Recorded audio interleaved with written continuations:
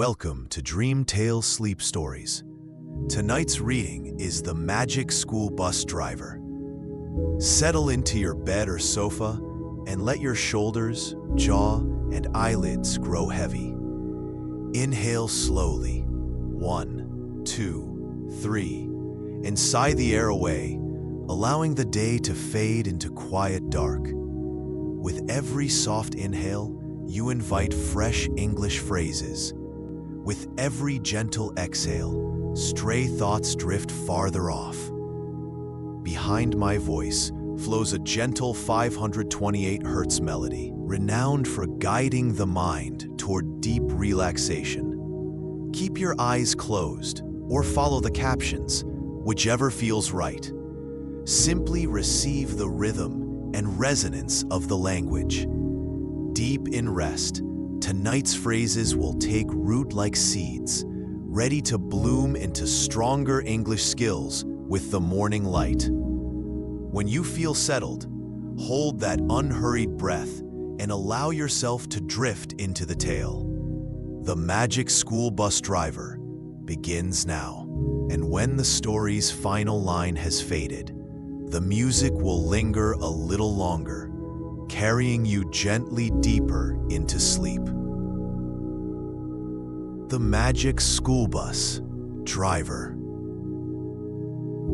Emma was 7 years old and loved going to school every day.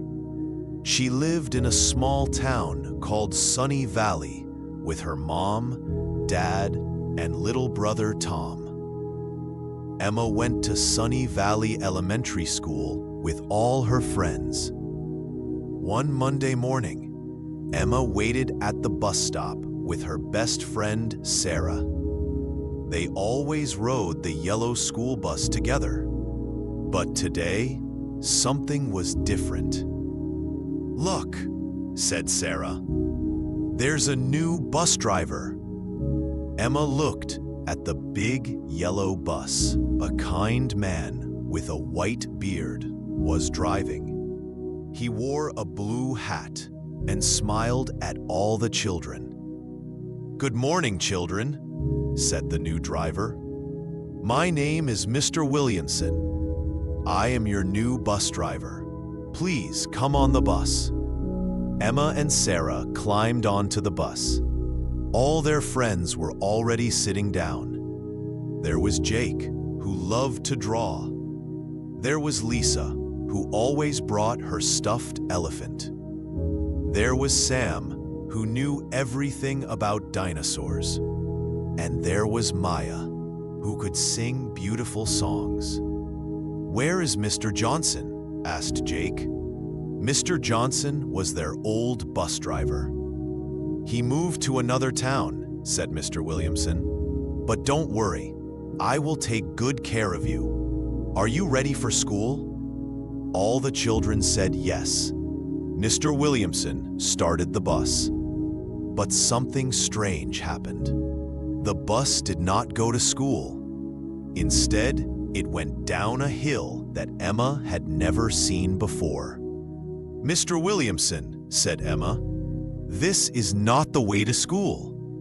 Mr. Williamson smiled. "Today, we are taking a special trip," he said. "Look out the windows." Emma looked out the window. The bus was going down, down, down. But they were not on a road anymore. They were underwater. Fish were swimming next to the bus windows. The water was blue and green and beautiful. "We're underwater," shouted Sam. "But how can we breathe?" "Magic," said Mr. Williamson with a wink. "This is a magic bus." The children pressed their faces to the windows. They saw big fish and small fish. They saw colorful coral and dancing seaweed. They saw a big whale swimming slowly past the bus. "Hello, whale," called Maya through the window. The whale looked at the bus and made a happy sound. Then it swam away with its family.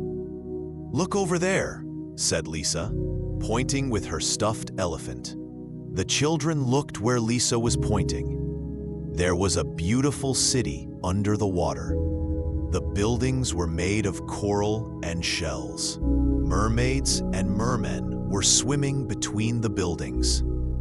"That is the underwater city," said Mr. Williamson. "The people there have lived under the sea for many years. They are very friendly." The bus stopped in front of a big building made of pink coral. A mermaid with long green hair swam to the bus. She had a beautiful tail that sparkled in the water. "Welcome to our city," said the mermaid. Her voice sounded like music. "Would you like to see our school?" "Yes, please," said all the children. The bus doors opened, but no water came in. The children could walk out and breathe normally. Mr. Williamson explained that the magic bus created a special bubble around them. The mermaid, whose name was Coral, showed them the underwater school. Fish of all colors swam in and out of the classrooms. Young mermaids and mermen learned about ocean currents and how to sing to whales. "We learn different things here," said Coral. "But just like you, we love to learn and play with our friends." Emma watched a young mermaid practicing her writing. Instead of pencils, she used a special coral pen. Instead of paper, she wrote on smooth, flat shells. "This is amazing," said Sarah. "I wish I could write on shells too." Coral smiled and gave Sarah a small shell and a coral pen. "You can try," she said. All the children tried writing on shells. It was harder than writing on paper, but very fun. Jake drew a picture of a fish. Lisa wrote her name in wobbly letters. Sam drew a dinosaur swimming underwater. After visiting the school, Coral took them to see the ocean garden. Here, mermaids grew colorful sea plants and took care of baby sea animals. Emma saw tiny seahorses dancing between the seagrass. Maya sang a song to a group of young dolphins, and they sang back to her. "It's time to go to your school now," said Mr. Williamson. "But we will remember this beautiful place." The children climbed back onto the bus. They waved goodbye to Coral and all their new underwater friends. The bus started moving up, up, up through the water. Soon they were back on land, driving on the normal road to Sunny Valley Elementary School. The children looked at each other with wide eyes. "Did that really happen?" asked Jake. "Look," said Lisa, holding up her shell with her name written on it. "It was real," said Sam. "We really went underwater." When they got to school, the children ran to their teacher, Mrs. Garcia. "Mrs. Garcia, Mrs. Garcia," they called. "We went underwater. We met mermaids." Mrs. Garcia smiled. "What wonderful imaginations you have," she said. "Did you learn about the ocean in your dreams?" The children looked at each other. Mrs. Garcia didn't believe them, but they knew it was real. They had the shells to prove it. During art class, they drew pictures of everything they had seen. Jake drew the underwater city. Emma drew Coral the mermaid. Sarah drew the whale family. Maya drew the singing dolphins. "These are beautiful ocean pictures," said Mrs. Garcia. "You must have been thinking about the ocean a lot." At lunchtime, the children sat together. and talked about their amazing morning. "I wonder what will happen tomorrow," said Emma.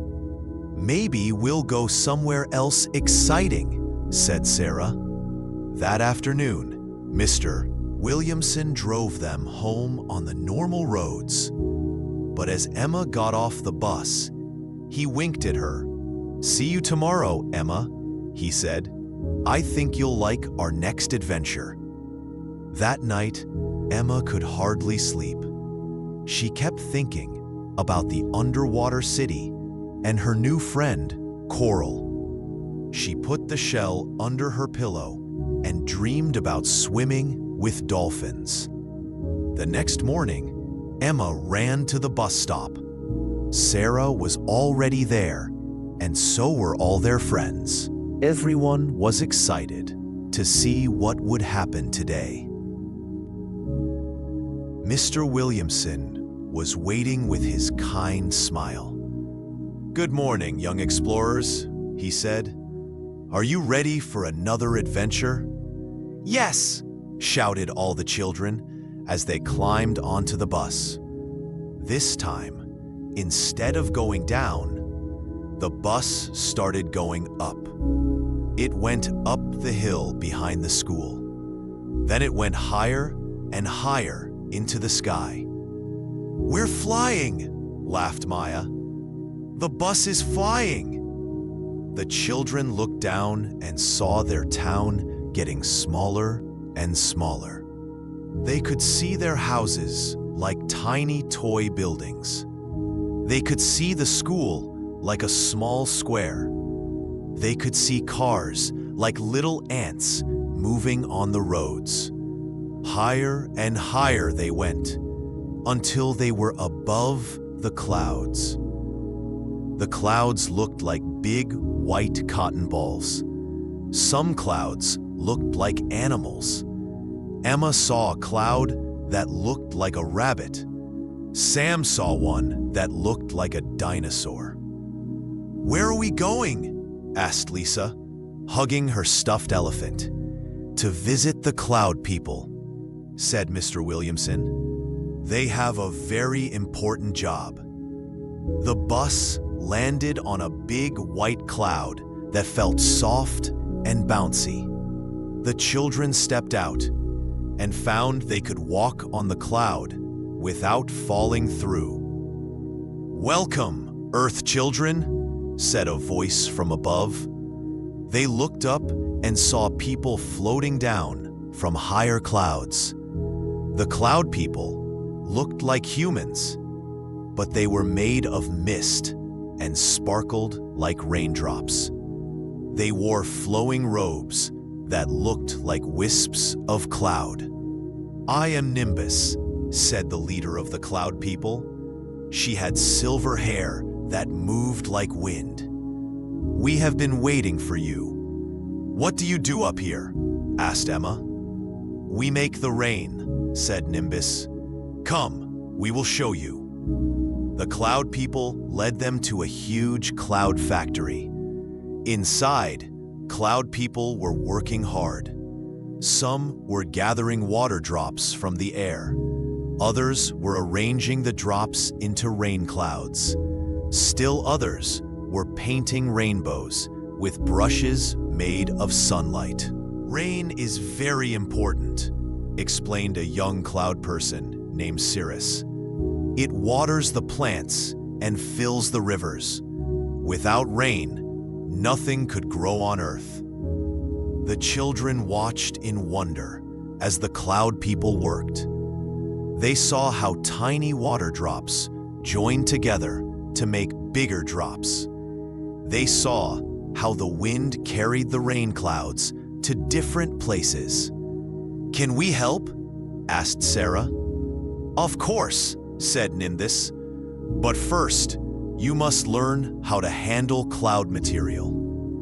The cloud people taught the children how to shape clouds. Emma learned to make a small rain cloud. Jake made a cloud that looked like his dog. Maya made a cloud that sparkled like music notes. This is the most important part, said Cirrus. "We must make sure the rain goes to the right places. Some places need a lot of rain. Some places need just a little." The children helped carry small rain clouds to the edge of the big cloud. From there, the rain clouds would float down to earth. "Our town has been very dry," said Sam. "Could you send some rain there?" "We were planning to," smiled Nimbus. "Look." She pointed to a special map made of clouds. It showed all the places on Earth. Sunny Valley was marked with a small cloud symbol. "Your town will get rain tonight," said Nimbus. "Gentle rain that will help the flowers grow." Before they left, the cloud people gave each child a small piece of cloud to take home. "If you ever miss us," said Cirrus, "hold this and think of the sky." The children climbed back onto the bus. As they flew down through the clouds, they saw rain beginning to fall gently on their town. "Look," said Emma, "the cloud people are already working." When they got to school, the children told Mrs. Garcia about their adventure in the clouds. "My goodness," said Mrs. Garcia, "you children have such creative minds. You should write stories about your adventures." So, in writing class, they wrote about the cloud people and the rain factory. Mrs. Garcia said they were wonderful stories. That afternoon, it rained gently in Sunny Valley, just as Nimbus had promised. Emma stood by her bedroom window and held her piece of cloud. She looked up at the sky and whispered, "Thank you, cloud people." The next day was Wednesday. Emma woke up early, excited for another adventure. At the bus stop, all her friends were waiting eagerly. "I wonder where we'll go today," said Jake. "Maybe to the center of the earth," said Sam. "Or maybe to the moon," said Maya. When Mr. Williamson arrived, he had an extra twinkle in his eye. "Today," he said, "we're going somewhere very small." The children climbed onto the bus, wondering what he meant. As soon as they were all seated, the bus started to shrink. It got smaller and smaller until it was no bigger than a bee. "We're tiny," laughed Sarah. "Everything looks so big." The bus was now small enough to fly into Emma's front yard, where her mother's flower garden was blooming. The flowers looked like giant, colorful buildings around them. "Welcome to the flower world," said Mr. Williamson. "Here you will meet some very busy workers." A large bumblebee flew up to the bus window. She was wearing a tiny yellow and black striped uniform and a small hat. "Hello there," buzzed the bee. "I'm Bella the bee. Are you here to help with the flower work?" "What kind of work?" asked Emma. "Pollen work," said Bella excitedly. "Come and see." The children left the bus and found they could fly like tiny insects. They followed Bella into a huge sunflower. Inside, it was like a golden palace with thousands of tiny yellow rooms. "This is where we collect pollen," explained Bella. "The pollen helps flowers make seeds for new flowers." The children met many other insects working in the flower. There were butterflies with wings like stained glass windows. There were tiny ants carrying pollen in organized lines. There were beetles rolling balls of pollen like snowballs. "Everyone has an important job," said a beautiful butterfly named Flutter. Her wings were orange and black with white spots. "Without our work, there would be no new flowers. Emma watched a group of young bees learning how to collect pollen. They had tiny baskets on their legs and were practicing filling them up. "Can we learn too?" asked Lisa. "Of course," said Bella. "But first, you need the right equipment." Bella and Flutter gave each child tiny wings and small pollen baskets. Then they taught them how to collect the golden pollen dust from the center of the sunflower. "Be gentle," instructed Flutter.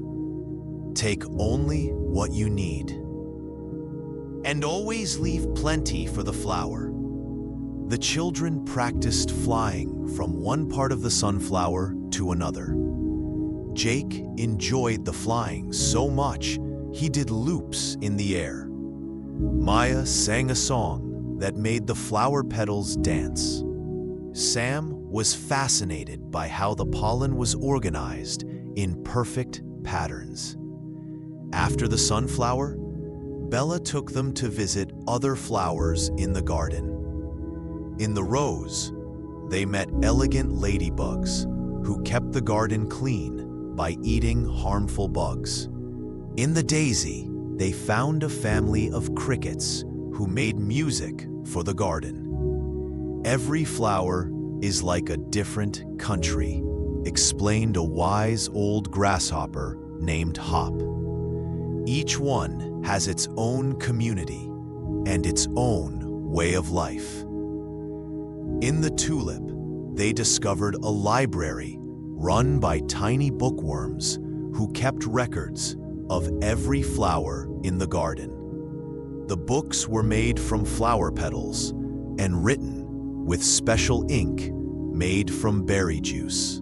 "This book tells the story of every flower that has ever grown here," said the head bookworm, showing them a thick petal book. "Some flowers live for many years.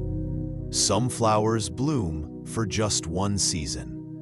But all flowers are important." Emma learned that her mother's garden was like a big city with many neighborhoods. Each flower had its own personality and purpose. Some flowers were good at attracting bees.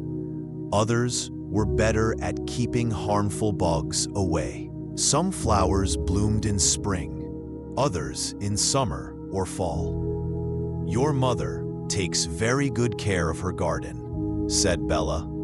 "The flowers are happy here." Before leaving the flower world, the children helped plant some new flower seeds. They were amazed to see how tiny the seeds were, smaller than grains of sand. "These seeds will grow into big, beautiful flowers," said Flutter.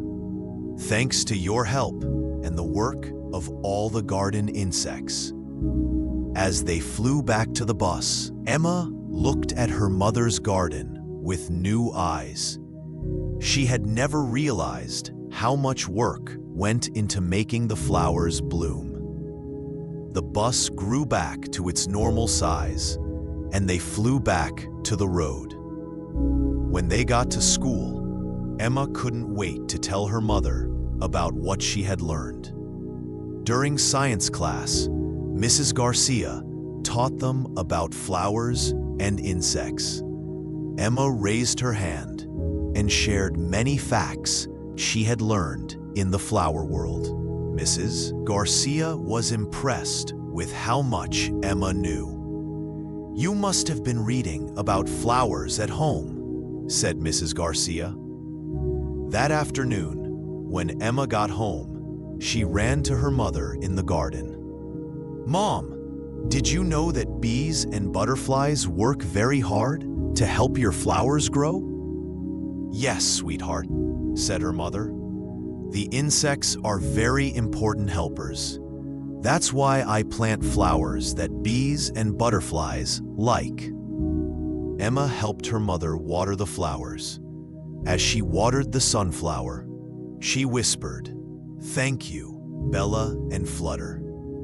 A small bumblebee landed on the sunflower and seemed to wave at Emma with its tiny leg before flying away.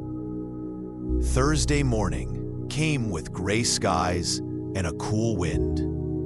Emma wondered if they could still have an adventure on a cloudy day.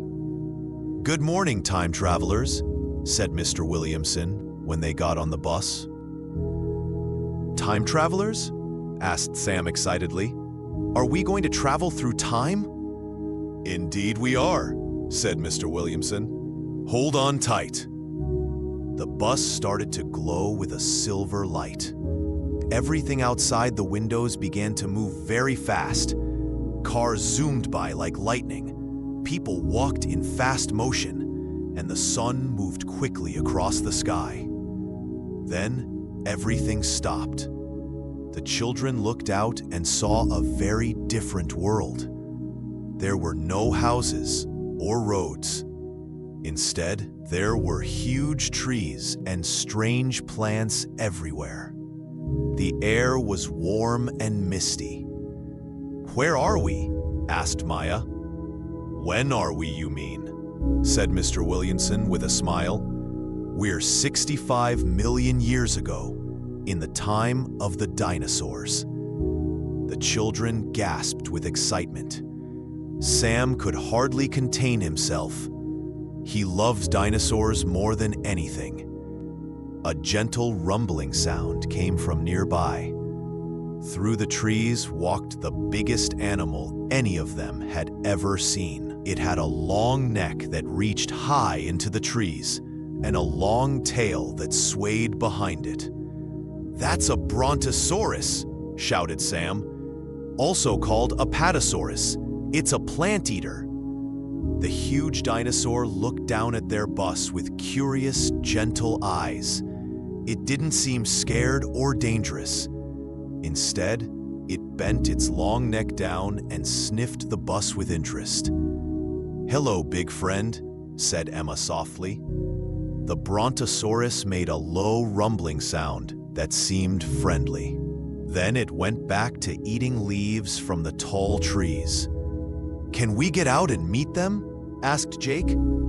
"Of course," said Mr. Williamson. "But remember, we must be very respectful.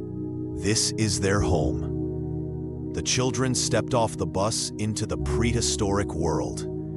The air smelled different, fresher and greener than modern air. Everything was bigger and more colorful than in their time. Soon they met a family of triceratops. These dinosaurs had 3 horns on their heads and a big frill around their necks. But despite their fearsome appearance, they were plant eaters too, and very gentle. "They're like prehistoric elephants," said Lisa, who wasn't scared at all. A young triceratops, not much bigger than a pony, came over to the children. It seemed curious about these strange small creatures. Maya sang a soft song, and the young dinosaur seemed to like it. It made happy chirping sounds. "Even baby dinosaurs like music," laughed Maya. They walked through the prehistoric forest and saw many amazing dinosaurs. There were duck-billed Parasaurolophus that made honking sounds to talk to each other. There were armored Ankylosaurus that looked like living tanks, but ate only plants. "Where are the scary dinosaurs?" asked Sarah. "Like T-Rex?" "The meat-eating dinosaurs live in different areas," explained a voice from above. The children looked up and saw a pteranodon, a flying reptile with huge wings, landing gently nearby. "I'm Petra," said the pteranodon. "I fly all over this world. I can show you the peaceful areas where the plant eaters live." Petra explained that in dinosaur times, different dinosaurs lived in different places, just like animals do today. The gentle plant eaters lived in the forests and plains. The meat eaters lived in other areas. It's like how lions live in some parts of Africa, and elephants live in other parts, said Petra. Everyone has their own space. Petra took them on a flying tour of the dinosaur world. They saw vast herds of triceratops moving across green plains. They saw long-necked dinosaurs eating from treetops like prehistoric giraffes. They saw lakes where duck-billed dinosaurs played in the water like giant ducks. This world is so peaceful, said Emma. Most dinosaurs were gentle, said Petra. They lived in families and took care of their babies, just like animals do in your time. They landed near a nest where a mother Maiasaura was feeding her babies. The baby dinosaurs were about the size of chickens and made sweet peeping sounds as their mother brought them plants to eat. Maiasaura means good mother lizard, said Sam. They were some of the best dinosaur parents. The mother dinosaur let the children watch as she taught her babies which plants were good to eat. She was very patient and gentle with her young ones.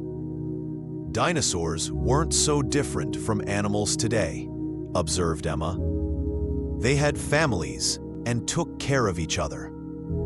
Before leaving the dinosaur world, the children helped gather food for some of the older dinosaurs. They picked fruits and soft plants that the dinosaurs liked.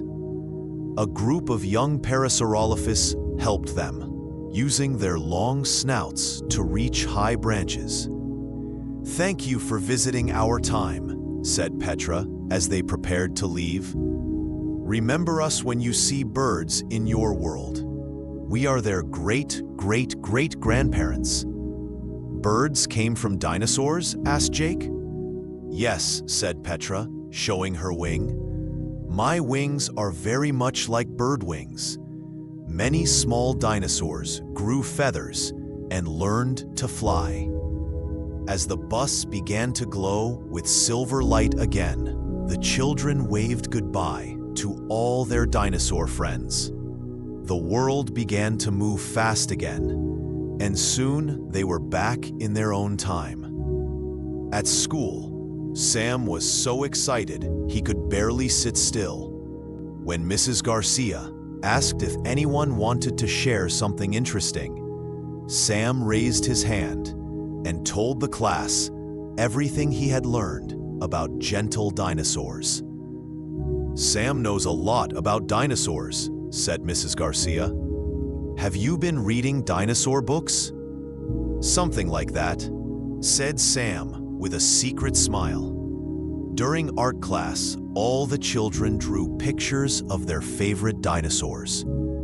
Emma drew the mother Maiasaura with her babies. Jake drew Petra, the pteranodon, flying over the forest. Maya drew herself singing to the young triceratops.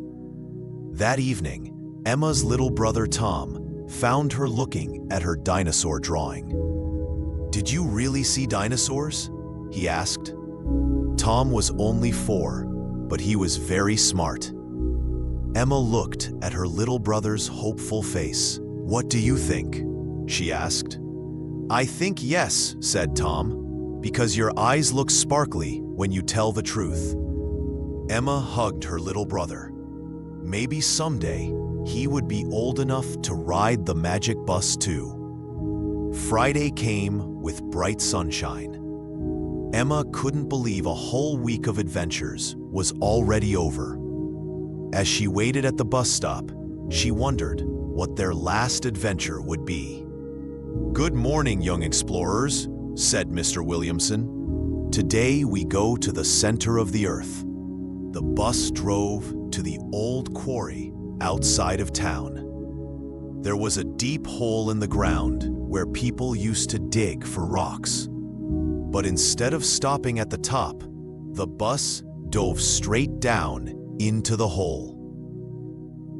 Down, down, down they went, deeper than any mine or cave. The walls around them changed from brown earth to gray rock to sparkling crystals. "Look at all the pretty crystals," said Lisa. The crystal walls glowed with their own light, some blue, some green, some purple, some gold. It was like driving through a rainbow made of stone. Finally, they reached the center of the earth. But instead of hot lava, they found a beautiful underground city. The buildings were made entirely of crystals, and they glowed with warm, friendly light. "Welcome to the Crystal City," said a voice like tinkling bells. A girl made entirely of crystal walked up to their bus. She sparkled like a diamond, but moved like a normal person. Behind her came other crystal people, men, women, and children, all made of different colored crystals. "I'm Crystal," said the crystal girl. "We've been waiting for you to visit us." "You live here in the center of the earth?" asked Emma.